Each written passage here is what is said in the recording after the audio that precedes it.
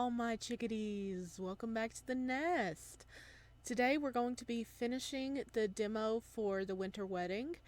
I did record it all in one, so that's why it's kind of like an abrupt tune change as we go into it, but it is really fun. There's still some quite interesting scenes coming up, so buckle up, Buttercup, grab a plushie, snuggle up, and let's dive in. Before your resolve can falter, you swiftly descend the manor steps and head towards the waiting carriage.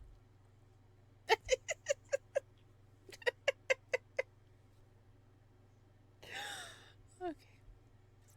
As you settle into the carriage, the door shuts behind you with a firm thud, stealing you away from the cold and the dim, heavy silence of the winter night. Everything inside has been prepared for your comfort. Several thick blankets, a basket overflowing with refreshments, and a few books you recently acquired but have yet to read. Okay, Tristan's making sure if we do get stranded, we have stuff to do. They should be enough to keep you occupied. I mean, this is our closest neighbor, but how far away is he? Or is the mansion? The carriage lurches forward, beginning its journey. For a while, you find yourself gazing outside, watching as the high garden walls of the estate fade into the dense wood beyond. The snow drapes over the trees, covering their branches in a pale bluish-white shroud. It is a breathtaking sight, one that is both enchanting and unsettling. Then, a sharp, thin, and fragmented sound cuts through the stillness. Something out there? Your ears strain to catch its source, but before you can pinpoint it, a dark figure moves in the depths of the forest. Oh, something's out there. Isn't there? I don't see anything. Is it this spot right here? You don't know how long it has been there, but the moment your gaze lands upon it, it vanishes as if aware you had seen it. Oh, yep. A trick of the eye, perhaps. I'm doubting that. I think we're being haunted. Yet, an uneasy shiver runs through you, as if unseen eyes are still watching. Most likely, it was a poacher who had wandered into the woods and feared being caught. That must be all. But we still close the curtains.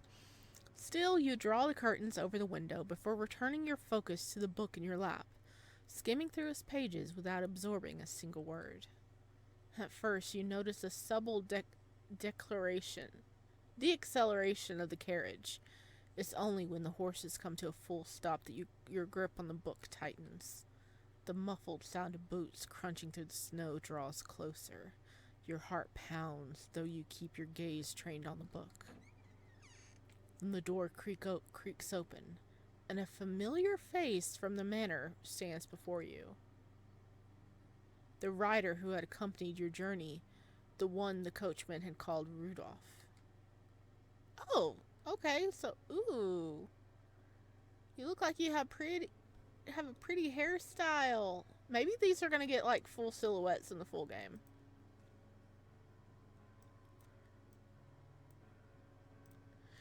His silvery hair glows faintly under the night, a striking resemblance to Tristan. Maybe he's related to Tristan. You suspect he, too, must have come from one of the villages surrounding the estate. The road is nearly blocked with snow, and there's bound to be ice. It hasn't been used much lately. If we continue, we'll have to slow down significantly, my lord. Tristan's warnings proving accurate once again does little to ease your frustrations. Even if you press on, it's clear you'll be late for dinner at this pace. As you weigh your options, a sound, thin, fractured, and aching, cuts through the silence. It startles you. This time it echoes deeper within the woods. Oh, wait. Oh, it's there! Look, it's right there! Wah! But the shadow, you catch it now, pressed against the trunk of a tree much closer than before. Okay, I don't care if it's gonna be slower, we gotta move. We gotta get moving. Rudolph. Is his name Rudolph? Rudolph? Is it Rudolph? I think it's Rudolph, right? But Rudolph! with your hair so bright, please guide our carriage tonight. Your hand lifts, almost of its own accord, pointing out to Rudolph it is Rudolph, before your mind can register the movement. Yet, the moment he turns to look, it's already gone. The rustling branches, stirred by the wind, whispered through the trees. That eerie sensation creeps up your spine again. This time you're certain something, or someone, has been watching you the entire journey. And if not, the alternative is that it's all in your mind. Oh, hey, there we are. You force yourself to move with measured caution as you turn back to Rudolph. Did you hear that just now? His response is immediate. Of course, my lord. Likely a predator. I couldn't quite place it, but in this weather, anything you saw was probably it. They say their numbers have grown significantly in the forest lately. What are they looking for? His eyes gleam as he answers. Food, my lord. Just like the rest of us. But there's no need for concern. We have rifles with us. He pauses before adding, what is your decision? Shall we turn back, or do we continue forward? Oh, we get to choose! Do.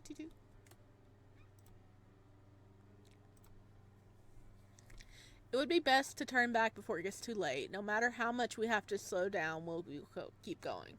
Let's go back! The young man dips his head in acknowledgement, and you sense that he too is relieved. You can't blame him. The journey has become nothing more than a treacherous gamble, and neither of you can predict what lies ahead. As you wish, my lord. I will inform the coachman at once. The door shuts, sealing you once more in the confined warmth of the carriage. The enclosed space provides a sense of comfort, if only temporary. A thought tugs at your mind. You never sent word to your fiancé about missing dinner. Yet you easily push aside the concern, knowing you've made the right decision. The shadow in the forest had, undeniably, influenced your choice. Whether it was a poacher, a predator, or merely a trick of the light. The carriage jolts as the horses are urged to turn back. The motion is rough, though brief, and you hardly pay it any mind. You just want to go home. Daisy will undoubtedly be disappointed by your early return, and shall surely make it known for quite some time, but the thought of home fills you with quiet relief. A flicker of impulse urges you to part the curtains once more. Oh God, it's closer. And then a figure, a stark silhouette against the pristine snow. It does not vanish this time. It lingers. Any doubt of its reality dissolves as your heart hammers in your chest. Oh God. And then it moves, and in a horrifying instant, it is charging towards you. But it's on the outside!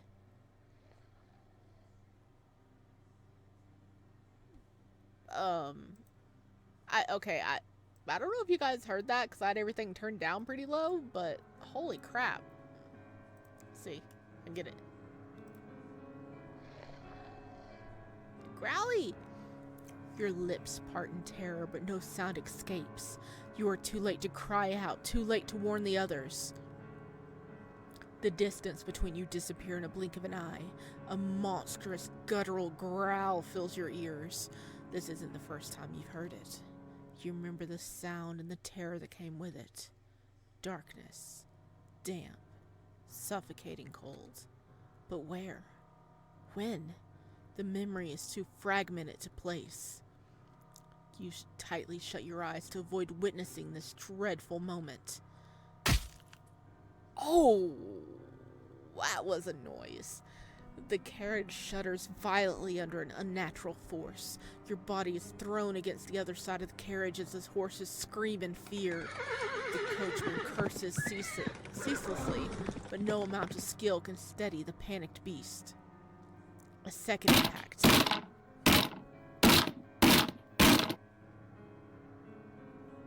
Wood splinters, and this time, the sharp crack of gunfire is followed by something far more sickening. The brittle snap of a body colliding with the carriage's frame. Did Rudolph or the coachman die? Before you can understand what is happening, pain blooms through your limbs. And then, nothing. You wake to a world that offers no answers. Oh, we were there for a second! Unlike the others, you somehow survive. But how? Oh, Rudolph's dead! The doctor determined from your injuries, the fractures, the scars, that you have been an animal. It must have been an animal attack. The horses, spooked beyond control, must have lost their footing on the icy roads leading to the catastrophe. You struggle to believe them because you saw it. You know it was more than a wild animal. Yet, few are willing to listen. Even Tristan, who found you by chance while traveling the same road back from town, does not entertain your suspicions. But that is not your only problem. The doctors are certain you will never walk again? Oh my god. It just keeps getting worse for our little Omega. A single, foolish decision has cost 2 innocent lives. And your legs. No amount of regret will change that. But at least this time you know what must be done. During his last visit to the estate, you tell your fiancé the truth. The marriage will only be a burden to you, Oscar. I have no right to ask this of you. You're free of your promise. His smile is light, but his gaze is razor sharp. How thoughtful of you, my dear. I came here to tell you the very same thing. Isn't it wonderful how we can agree without even speaking? At the very least, I will always remember you fondly. And every time I hunt, I shall send you the finest catch. The most exquisite, the most untouched. His gaze deliberately settles on your neck, on the scar left by the predator. Every time you recall it, your skin prickles. Was it actually a predator, or did we get, like, attacked by an alpha, and he marked us? It is a miracle you survived that creature in this state. If you truly survived it at all. The wedding is canceled! So we got all 3 available endings. So we got all 3 that is available for the demo, but we still haven't got this. And I'm not done yet. Okay. Man, he was just like, he heard we were injured and he's instantly like, oh yeah, I was going to come and tell you the promise is off, because he didn't want a crippled Omega. Oscar, you suck.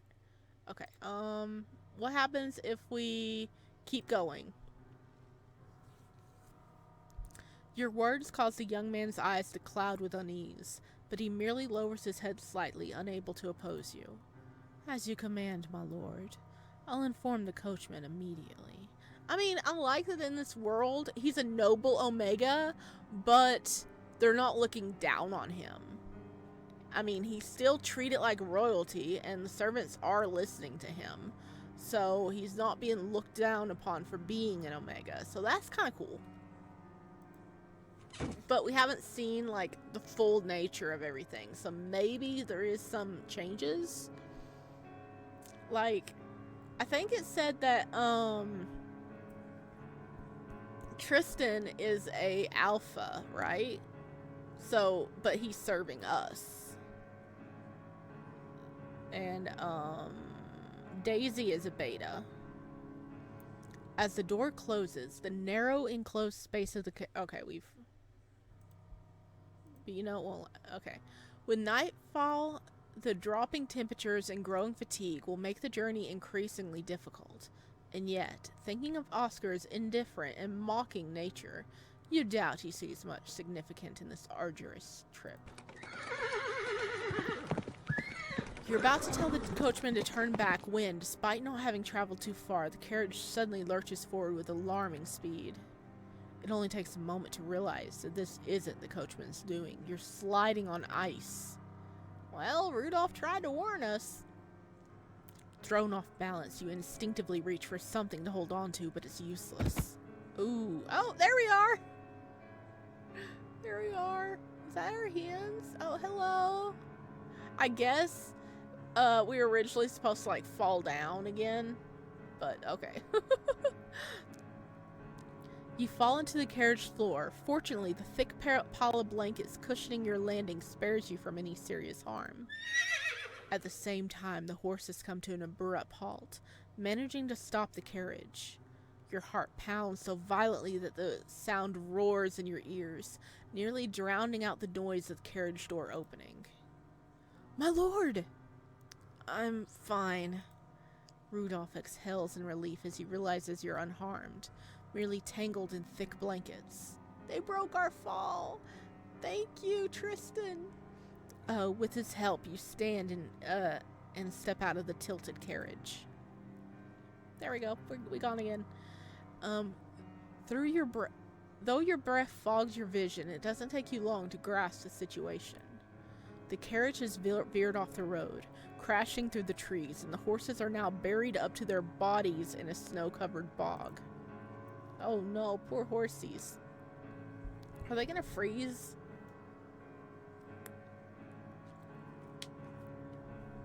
A wave of regret burns through you like fire. While the other two assess the situation, you remain silent, merely listening. We should go find help. Don't be ridiculous. By the time help arrives, the horses will be dead. Oh! Shut up and help me. With Rudolph's assistance, the coachman manages to unfasten the horses from their harnesses and straighten the carriage. But saving the horses will take far more effort. Standing at the roadside, watching them struggle, you can feel the weight of their stolen glances, these silent accusations pressing down on you. Guilt and unease settles on your shoulders like an unbearable burden. You cannot shake the feeling that something worse is coming. The something hidden in the darkness, lurking behind the trees, is watching you. Ooh, is it in here? I don't see it. But poor horses! Save the horses! But you can't point out every shadow that surrounds you. You can't burden them with yet another problem. Helplessly, you retreat into the carriage and wait. Despite the comfort it offers, at this moment the carriage feels no different than a cage. With no other way to distract yourself, you pick up your book once more, trying to drown out your thoughts. Suddenly finding yourself in darkness, your first reaction is confusion, but the weight of the book resting in your lap makes you realize you must have dozed off while reading. Okay. As long as we dozed off, wow, we sleep a lot. I mean, we were a frail child, so maybe we are still kind of frail. After what happened in the bathtub yesterday, you have no idea how you managed to fall asleep so easily, outside, in the middle of the forest. This time, it feels as if you merely blinked, yet exhaustion still clings to you. Then an eerie shiver crawls over your skin, unrelated to the cold. Only now do you notice the carriage is still not moving. Oh, they're dead. But the sky is already pitch black. The only sound is the howling of the wind. Your instincts scream at you not to step outside. But what about the silence? The stillness? And we go outside. Summoning your courage, you push the blankets off your trembling hands and crack the carriage door open. Snowflakes drift gently in the air, brushing against your face, but the silence greeting you is far from soothing. The trees around you, cloaked in deepening shadows, seem larger, misshapened, distorted. I suppose Rudolph was right. We need to call for help. But as you step to the front of the carriage, your words freeze in the air just like your breath. The horses stand ready, harnessed, prepare to depart. then what are they waiting for? More importantly, where are the others? You know with absolute certainty they wouldn't have left you here alone. Which means, if something emerged while you were asleep in the carriage, you try to reassure yourself by recalling Rudolph's words. They had rifles.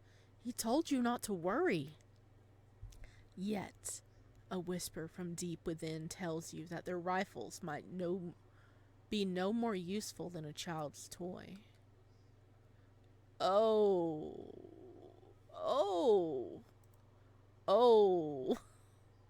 Is that really there, or are we hallucinating again? That's the question. The moon above spills its cold silver light onto the road, making the snow glisten like a path to a fairy tale realm. But something mars this enchanting scene. A stain. A deep crimson stain that unsettles your senses far too much. Lifting your head, you see more of them ahead. Dozens of them. No, it can't be. Impossible. They must belong to some poor animal. The others must have encountered something urgent that required them to leave suddenly. They'll be back any moment. But no matter how hard you try, you cannot bring yourself to believe this hopeful scenario. Your steps instinctively urge you back to the safety of the carriage, yet guilt anchors you in place. If only you had been reasonable. If only you had turned back before the accident. If only you had never set out at all. An animal. Just an animal. It has to be. But no matter what you tell yourself, the truth seeps into your bones like the melting crimson stains spreading through the snow. Your heart pounds wildly, as if it might burst through your ribs. Every fiber of your being screams at you to retreat. Get back inside. Lock the door. Wait. But for how long? Tristan will find you. Surely, he always does. But what if something else finds you first? There's no way out. The red trail beckons you deeper into the forest, pulling you forward against your better judgment. Until you see it. Oh no! Is that Rudolph? Because they said he had pale hair. It's gotta be Rudolph. It can't be Tristan. It's gotta be Rudolph. Oh no, but that is pretty. Oh no! Until you see it, the pool of blood beneath the tree trunk, and in its center, a man, lying motionless as if dead. Even before stepping closer, you know it's Rudolph. Your hands fly to your mouth, trapping the scream that turns into a hard lump in your throat. No. God, please. Despite the burning in your lungs from uneven breaths, despite the sharp ache twisting through your muscles, you desperately want to believe this is not real. Rudolph, no! Oh, that is really pretty, though. It is sad, but really pretty. Oh no, Rudolph. Rudolph, you were just trying to be nice and help us. You were doing your job. I'm sorry we didn't listen to you. I mean, he died. Okay, this poor man died both times. We couldn't save Rudolph with his hair so bright, glimmering in the moonlit night. We couldn't save him. An hallucination, maybe? Like yesterday? Nope, he's still there. But no matter how many times you blink, the scene before you does not change. Then you notice it. The weak rise and fall of his chest. He's still breathing. Rudolph! Rudolph! How could he still be alive after losing so much blood? Go to him! At the moment, the sound of snapping branches reaches your ear, and a shadow emerges suddenly among the trees like a ghost. It moves so fast you have no chance to scream or run. You're completely trapped. As if your body is no longer under your control, your legs suddenly refuse to support you, and you collapse onto your knees. Like prey, ready to be hunted. You should have never come to this forest. The only thing still under your control is your mouth. You manage to move your lips. No, you can't eat me. I'm not food. Uh-oh. That is human-shaped. As the shadow draws closer, its terrifying bulk shrinks down to human proportions, and the eerie silence of the forest is broken by a powerful, energetic laugh. I'm sure you're not food, my dear. At the very least, I take a well-seasoned venison steak over you. You got my hopes up for nothing.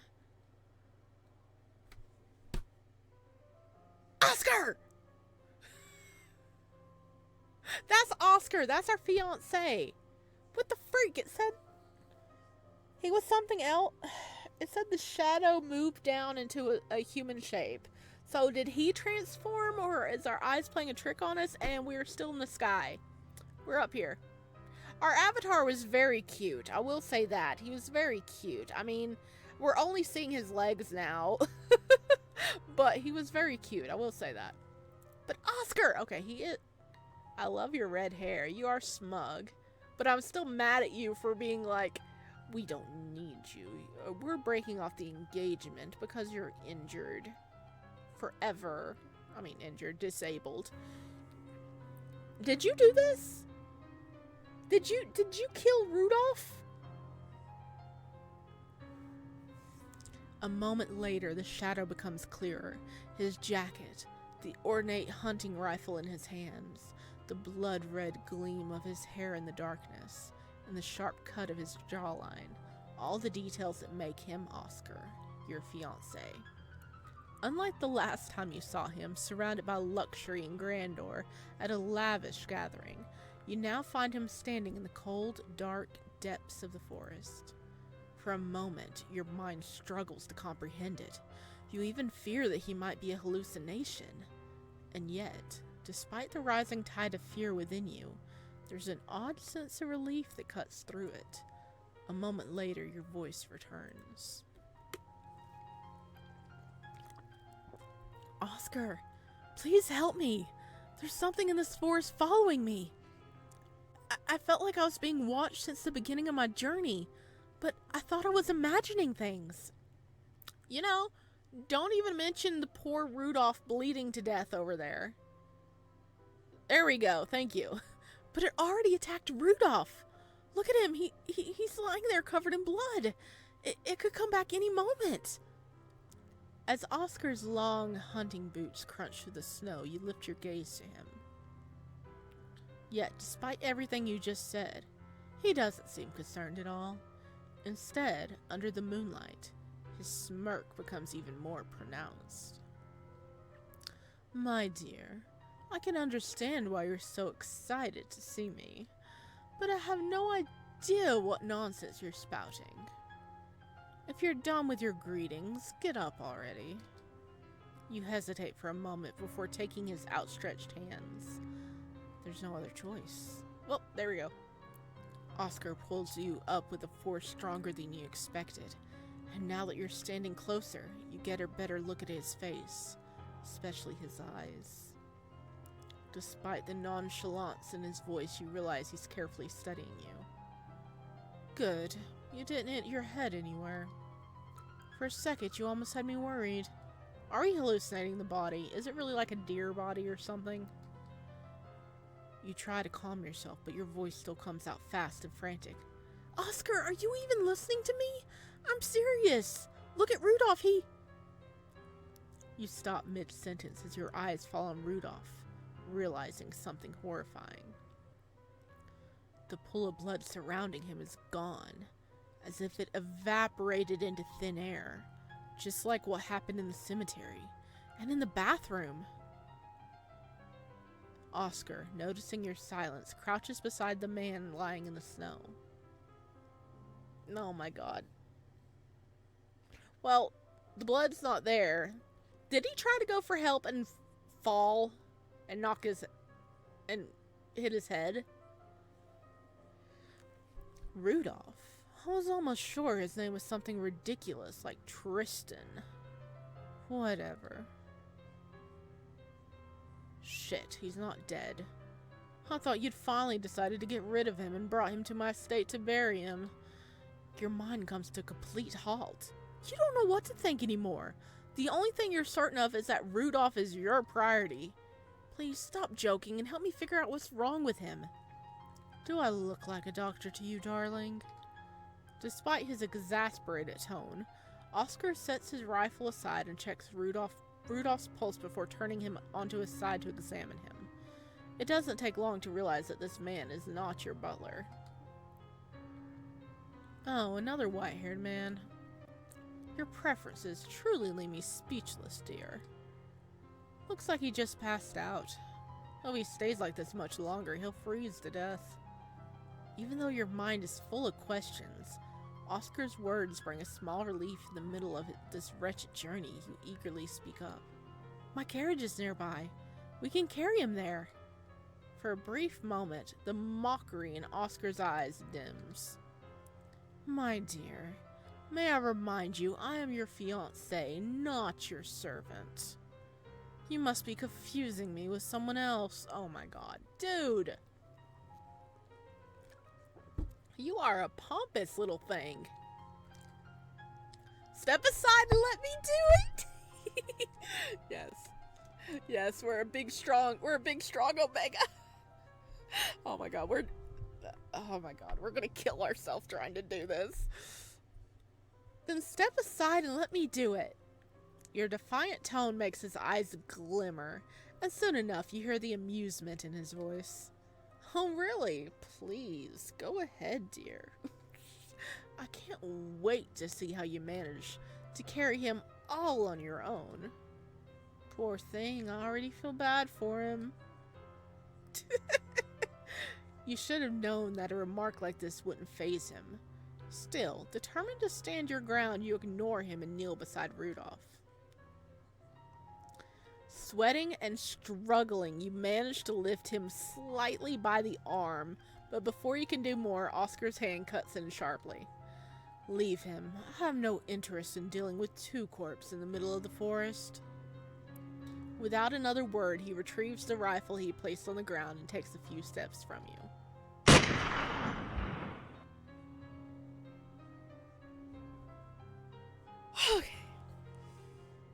Okay, that scared me. Oh my god, for a second I thought he shot Rudolph.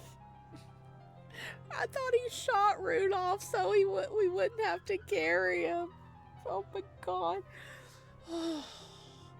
A sudden flash of fire pierces the darkness, followed by the deafening crack of gunpowder. It doesn't take much to realize he just fired a shot to signal his location. Soon, the shadows surrounding you stir, followed by the sound of approaching voices. Did you get it, Oscar? Was it a big deer? Want to see for yourself? It's lying right over there.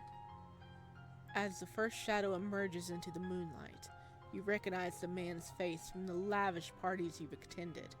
But now, in the forest gloom, he looks vastly different. His features are tense with urgency.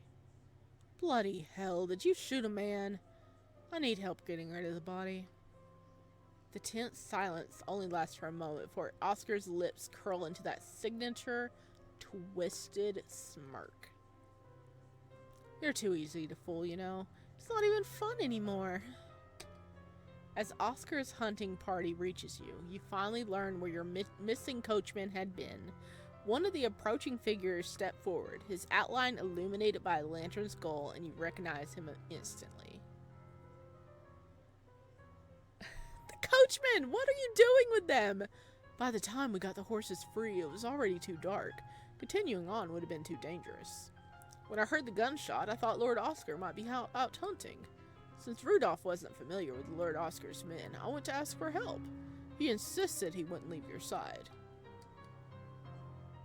I can't understand how he could have been so reckless.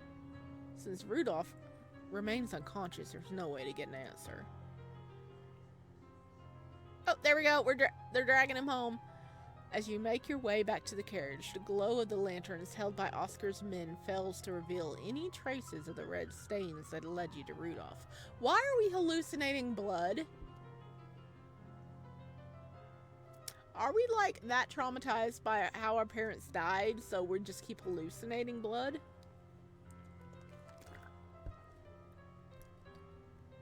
Instead of easing your fear, this only makes it worse.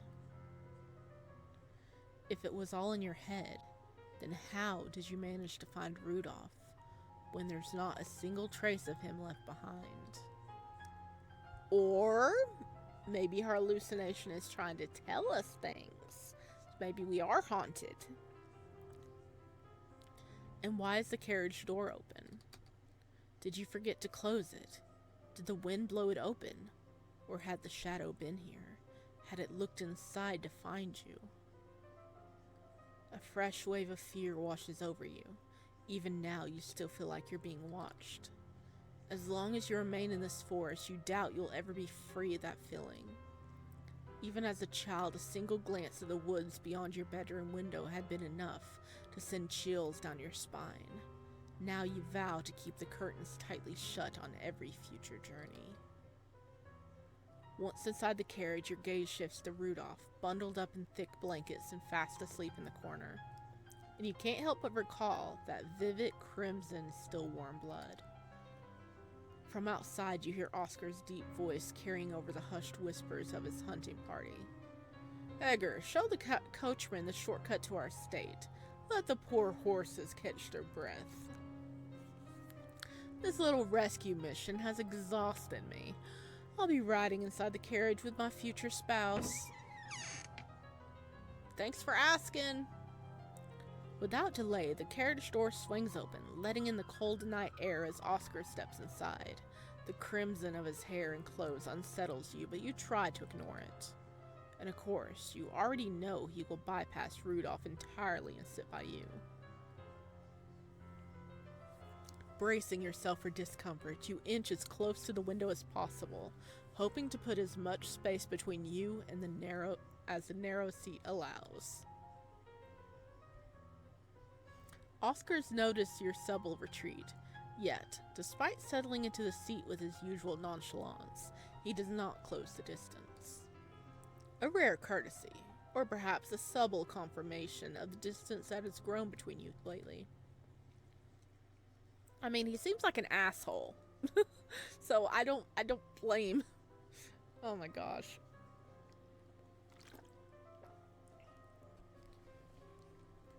As the carriage lurches forward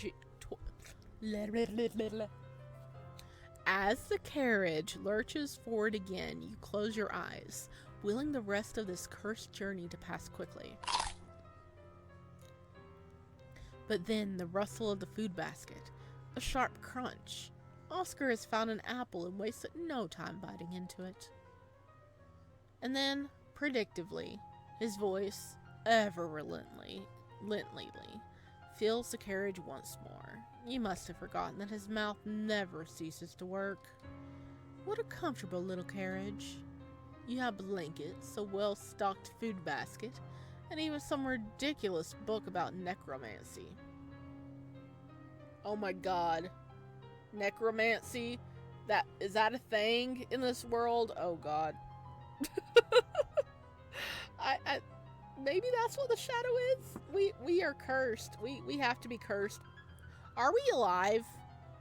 Are we a resurrected body? I have questions.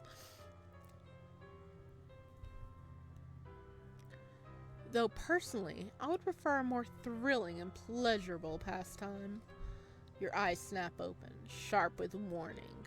Oscar meets your gaze with an expression so innocent, it could almost pass as for sincere. I only meant conversation, of course. Yeah. I'm sure you did, you knothead. For instance, you still haven't told me what you were doing on my land so late at night, my dear. A part of you concedes that, given his aid in the situation, a little gratitude might be warranted.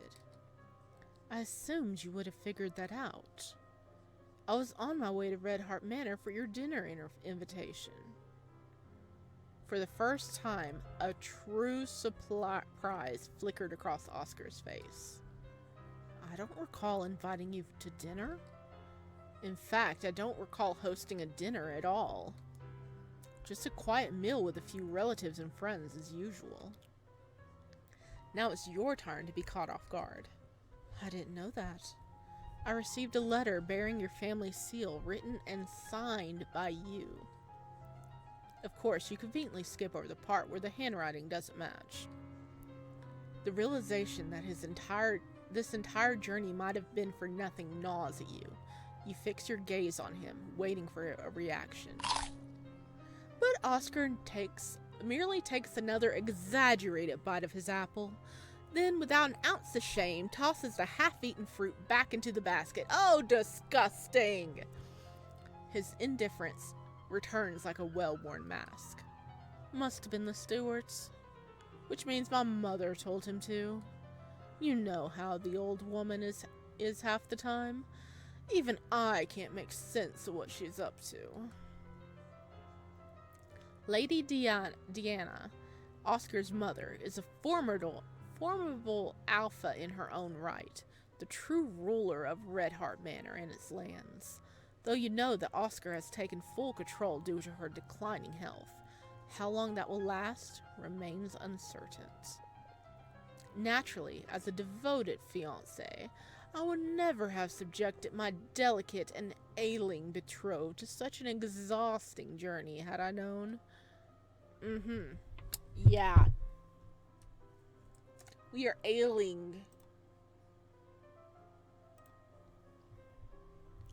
And yet this devoted fiancé never thought to check on my well-being himself, despite hearing I was unwell. Okay, that's a good one. It's just a seasonal matter, nothing to be concerned about. Okay, you never thought to check on us, bud. For a brief moment, Oscar's ever-mocking expression falters. Then with a slight lift of his brow, his smirk returns. Frankly, I assumed it was just an excuse to avoid me. I still do. Can you really blame me for thinking that? You grit your teeth, forcing yourself not to rise to his arrogance. You should be prepared for this by now, but somehow he still manages to infuriate you. Yeah, seriously. You could have came and checked on us.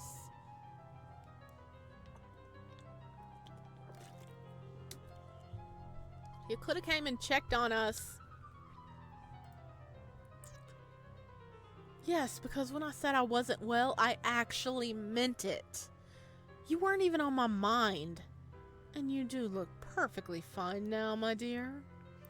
Still, as a concerned fiancé, I could never allow you or your men to set out on another journey tonight.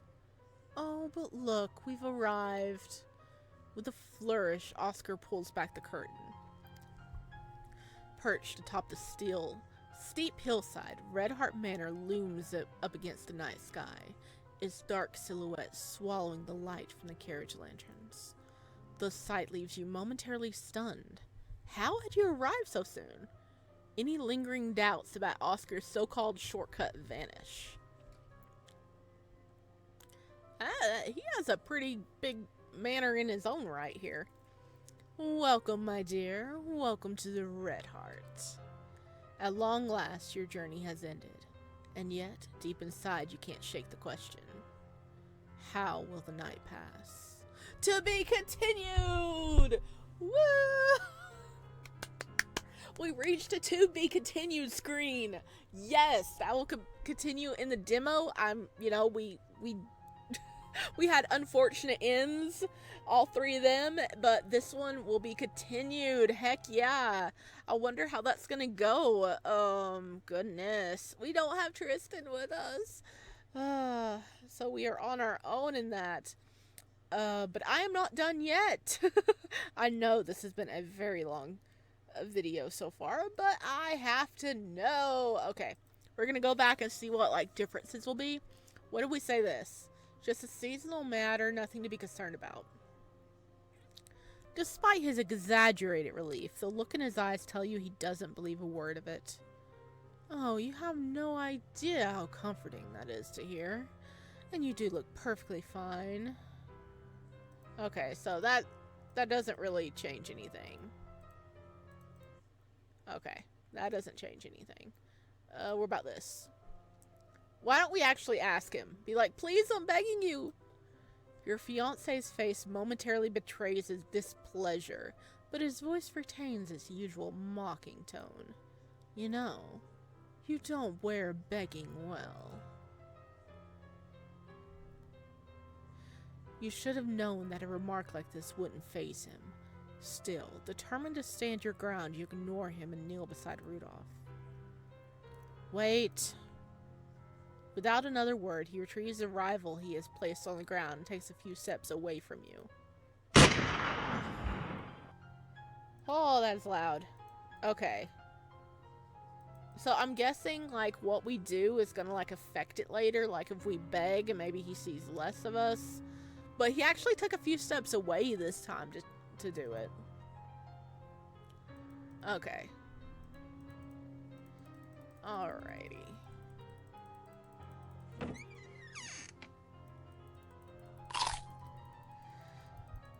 We'll do this one. Okay. Oh, maybe I can just... How will the night pass? Okay, load. Where else did we needed to go? What about this one? Okay, that one we did the turn back. Okay, so we did do all this. I think we have about covered everything because we did do both of those. I do want to see if we can get the spicy seed. Okay, let's go to first. No, that one. Okay. We're gonna be nice. No, I want to load. Okay. Yes. Okay. Oscar's gift is not important to us. I'd like to see my parents.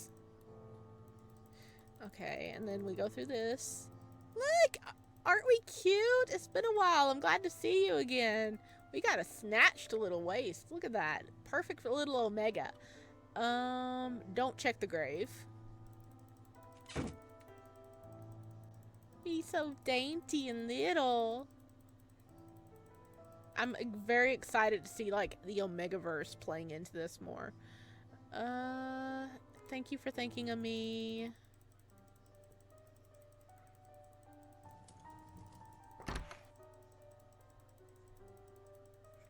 Okay, so we did more nice. And we're gonna drink the tea. We're being good little Omega. Being a good little Omega. And there's our baby boy. Gonna have a freak out. Seriously, I have theories. I have theories. I'm so curious. Okay, and Tristan's back. I don't see a skip button, okay? So that's why we're doing it this way. Look how little we are. We just fit right there next to him so well. Look at him keep following behind us. The art style is so freaking good. As a butler, it's your duty to know everything that happened. I don't think we did that one yet. I'm just gonna say I'm cold. I think that's an okay one. If that doesn't unlock it, we'll go back and change it. We click, click, click, click, click. We can do it! That's what it was. That's what it was. Because we didn't have enough good points up. Approach. You've never been one to intrude into the private lives of your staff. But when it comes to Tristan, curiosity, and another emotion you can't quite place, quickly takes a hold of you. Even though you know it's wrong, you can't stop yourself. You approach the brightly lit room as quietly as possible and steal a glance through the slightly open door.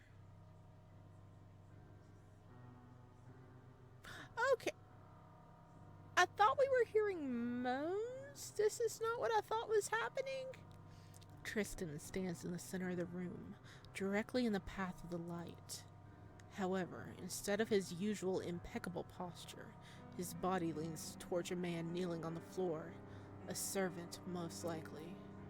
You notice the white-gloved fingers gripping a whip tightly. Are you starting to regret your disobedience? Or do you need a harsher punishment? You notice the servant's clothes are disheveled, and his face is clearly bruised. For a moment, you forget to breathe. The servant is sobbing, pleading in a way that sounds almost like a groan. I regret it. I deeply regret it. I'll never do it again. Never, ever. Please forgive me. Tristan straightens up and begins pacing impatiently around the servant, and you manage to make out the silhouettes of other observers on the other side of the dimly lit room. They remain silent, their trembling breaths the only sound as they try to stay out of Tristan's way. I know your kind well.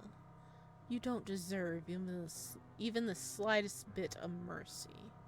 Tristan suddenly pauses, shifting his gaze from the servants on the floor to scan the room.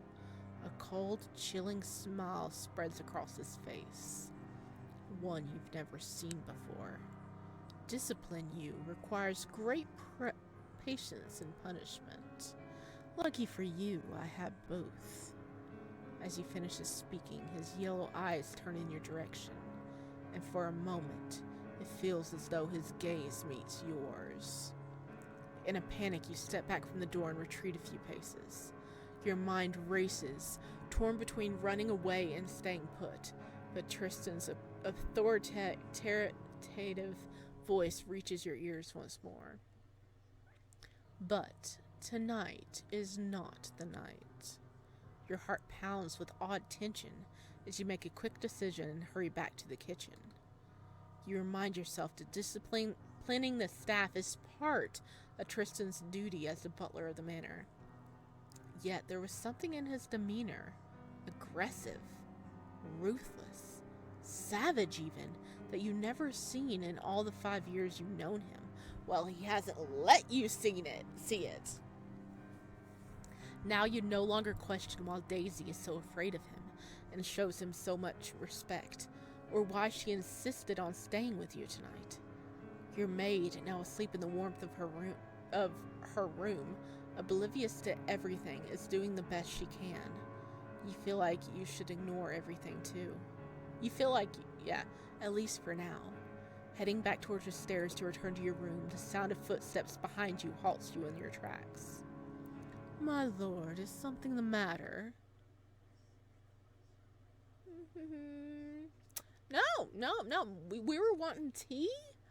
We just got to the bottom of the stairs just now. Can you make us tea? Yeah? That we saw nothing. Where were you? His composed demeanor starkly contrasts with the unsettling scene you just witnessed, and you swallow nervously. I just wanted some chamomile tea to help me sleep, but I couldn't find anyone in the kitchen. You wonder if he realizes you were watching him. His face betrays nothing, leaving your efforts to read him futile. My lord, for such matters, simply ring the bell in your room. There's no need for you to trouble yourself coming all this way. Allow me to prepare your tea and bring it to your room. Very well. When you return to your room, everything is just as you left it. Daisy and Snow continue to sleep undisturbed. Unable to contain your restlessness, you sit on the edge of your bed. You may try to distract yourself by reading a few lines from the book on your nightstand, hoping to erase the scene from the kitchen pantry from your mind, but it's no use. Your thoughts fixate on the one undeniable truth. Tristan is not the person you thought you'd known for the past 5 years. Just then, a soft knock at the door startles you. Still, you respond in a calm voice. Come in. Tristan enters with a carefully arranged tray and closes the door behind him. His brow furrows momentarily as he glances at Daisy, his expression hardening in a way that would surely frighten her if she was awake. But he approaches you. That harshness fades. You sense something different. His usual cold, serious demeanor softens ever so slightly. Your tea, my lord. As you reach for the steaming cup, he moves first, causing you to flinch involuntarily. If you allow me, I'll cool it for you so you don't burn yourself. Of course. Oh, zoom in. Hello. Tristan brings the cup to his lips, blowing gently to disperse the steam. You can't stop your gaze from drifting to his mouth. His lips, rough, firm yet oddly alluring, capture your attention. Is ready, my lord. Snapping yourself out of your foolish thoughts, you take the cup from him and sip the tea. It's sweeter than the one you had in the bath, though you don't mind. He figured we needed a bit more of the honey. You focus all your attention on the warm tea in your hands, trying to ignore the imposing figure standing before you. It's not easy. If the tea doesn't help, I can suggest other methods to ease your sleepiness. Startled, you meet his gaze. What sort of methods? A slow, unfamiliar smile spreads across his face. I think it's best to discuss that after you finish your tea, my lord. What you thinking, Tristan? I don't know if I trust that.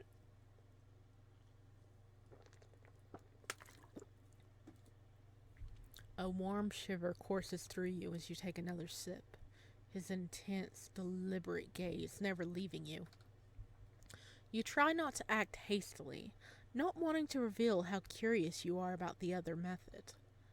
Finally, you place the empty cup back on the tray. What are these other methods? New CG unlocked! Whee! We did it! Ooh, look at the little ponytail. Instead of answering, Tristan leans closer, making your heart race uncontrollably. Before you know it, his face and his unnaturally bright eyes are just inches from yours. You can feel the warmth of his breath on your skin. There's only a slight difference left for his lips to touch yours.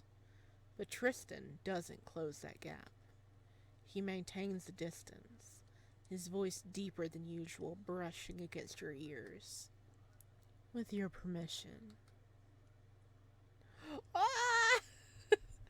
He runs his gloved thumb along your bottom lip, wiping away a wetness that you hadn't noticed until now. His deliberate, gentle touch carries no apparent malice. Still, you can feel your face burning and a heat pulling low in your stomach.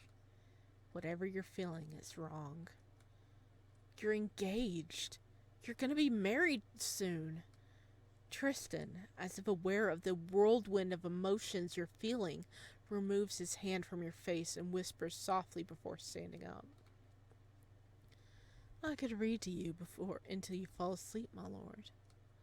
You try to hide your disappointment and avert your gaze. Oh, we were thinking of something else to wear us out before bed, weren't we? Oh dear, that is gorgeous. Look at this freaking art. That is gorgeous. Mwah! Chef's kiss. Ah. You try to hide your disappointment. Thank you, Tristan. I think the tea will be more than enough. Oh, what was that? That was weird. Yep, okay. Oh, did he just back away? Tristan gives a slight nod and heads towards the door to leave. Oh, I don't think he was originally planning on saying reading, was he? He is. He's teasing us. But as he reaches the door, he pauses for a moment and looks back at you one last time. Always at your service, my lord. Whatever and whenever you need. You survived the day! 9 days left! A new day. Oh, yeah. So I think all this will be... That's gonna be the same, I think.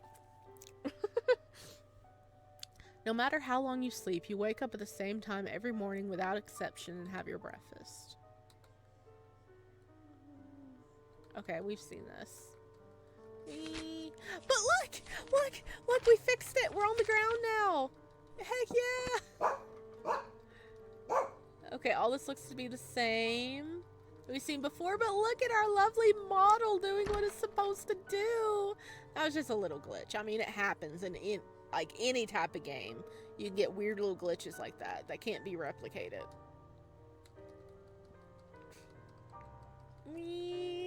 Look at our little sprite. He's so cute. Okay, we did that one before. Let's say, I trust you'll find a suitable solution, difficult as it may be. If it wasn't for this obligation, I would never ask this of you. Though his gaze remains cold, pressing the irritability of your decision, his voice takes on a softer tone when he speaks again. You are too modest, my lord. If there is anyone who may ask anything of me, it is you. I believe it'd be best for a rider to accompany the carriage. Okay.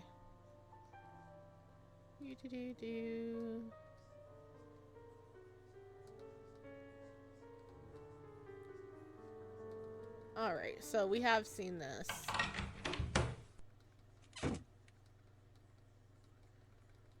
But oh, look, our little expression changed. Okay. Okay, so I think all this is the same. I just wanted the different flavor text. We're gonna keep going. There we go. We went on the floor. I know we've seen this before, but I'm just appreciating our little model and the little expression changes. Dun, dun, dun. Look at him go back and forth. It's like me, me, me, me, me. Okay. Alright, but I have loved this demo. I was originally only going to record like 30 minutes of it and break it all up. But no, I had to record all this at once because it entranced me and I had to know what was going on. I love this. The art style is fantastic. The script is intriguing. I am so caught up. I want to know what the hell is going on. We're doing these in, like, we keep seeing these things. We've seen blood everywhere. And, I keep getting caught off guard. I keep getting caught off guard in this game, and I love when that happens, because normally I can predict a lot of things. Because, I mean, whenever you see stuff, whenever you've played a lot of games or watched a lot of things, the older you get, the more you can predict things that happen. I love it when I get proved wrong, that things come out of the blue and surprise me, that I'm not expecting it. I love when that happens. So I am very interested in this. I really want to know how everything... Oh, God. Oh, that gets me every time. I really want to know how all this plays out. This is just the demo. This is just the freaking demo. How many bad endings is there gonna be? How many times is our freaking Omega going to get in trouble? Let me see. We've got 3 bad ends so far. One was literally falling in a hole and like breaking our leg. Was it? We broke our leg and then the wedding had to be postponed. And then another one was we got attacked in the carriage and permanently lost use of our legs. So the wedding is canceled. And then the other one, we got attacked by, like, I don't know, zombies, dead people, ghosts, something, and monsters in the basement, and we died. We slipped and fell and died. And we're just a very clumsy, unlucky Omega with, like, trauma. Uh, so I am so curious. I know there was, like, a little glitch happening. Okay, let's see extras. Yay! We got it! We got it! Whoa! Okay, so I think with this, that means that we have completed it. I think there's only like one option I didn't go through, and that was like, as the butler, you should know what is going on. But I don't think that's going to make much of a difference. But I kind of want to go back and check it out. Oh, okay, we will. And I think that's the last thing we needed to check. I think it was this one. Okay, no. Wasn't this one, but okay. But yeah, I am definitely following the development of this game. I want to know what happens. I do want to play the full game when it comes out. As always, I'm going to have a link down below so you guys can go check this out for yourself. Give the devs some love. Support this game. I want to see the full game. Okay, we're almost there. Whee! I'm getting my exercise in for my finger. Whee! Click, click, click, click, click, click, click, click, click. Woo! Okay, as your butler, it is your duty to know everything that happened in this manor, Tristan. Tristan pauses for a moment, then withdraws respectfully. Please forgive my incompetence, my lord. You can rest assured that such confusion will never happen again. As you retreat to your room, Daisy carefully dries and dresses you, but your thoughts remain a tangled mess. You barely follow her words as she continues, her gaze filled with gratitude never leaving you. Okay, there we go. So now I think we have went through all of it. Okay. I love it. I love it. I just want to keep gushing about this. This is so fun. I'm sad I'm a little late to getting to it. Like, it was, as soon as this demo dropped, I had it on one of my lists because I check itch.io like every day or every other day. I check and see what's going on in the category, so I have so many games I want to play. But I'm sad I didn't play it sooner. I love this. Okay, this is a very, very long video, and I hope you guys enjoyed it, and I will see you next time. Bye.